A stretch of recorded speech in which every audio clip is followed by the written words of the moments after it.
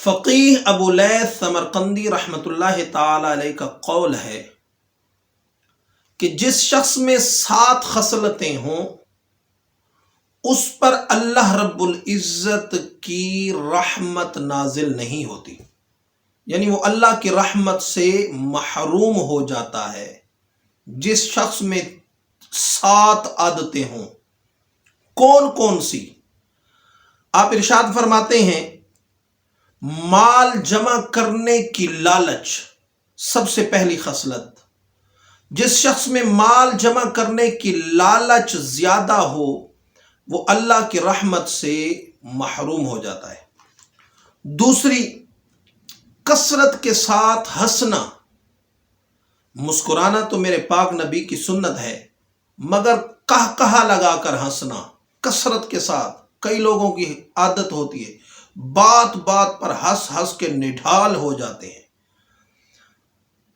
تیسری خصلت آپ فرماتے ہیں لوگوں پر بغیر کسی سبب کے تہمت لگانا، اور آج یہ چیز بھی بہت زیادہ ہے کہ بات ہو نہ ہو تہمت لگانے میں ہم لوگ آج کل نمبر 1 پر آتے ہیں۔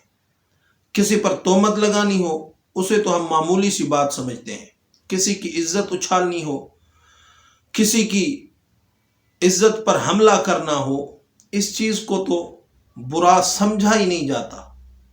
تو کسی پر تہمت لگانا یہ تیسری خصلت۔ غیر محرم عورتوں کو دیکھنا یہ چوتھی خصلت۔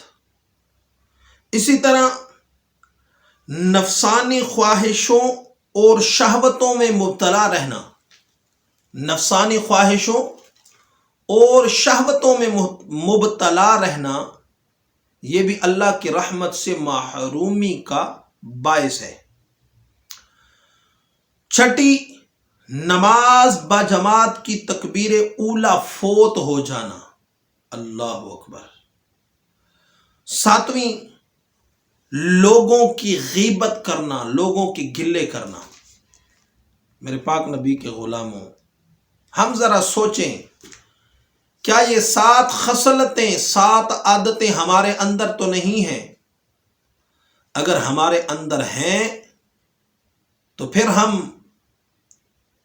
اس چیز پر کوشش کریں کہ ان عادتوں کو نکالیں، کیونکہ کئی ہمارے مسلمان بھائی ہوتے ہیں جو کہتے ہیں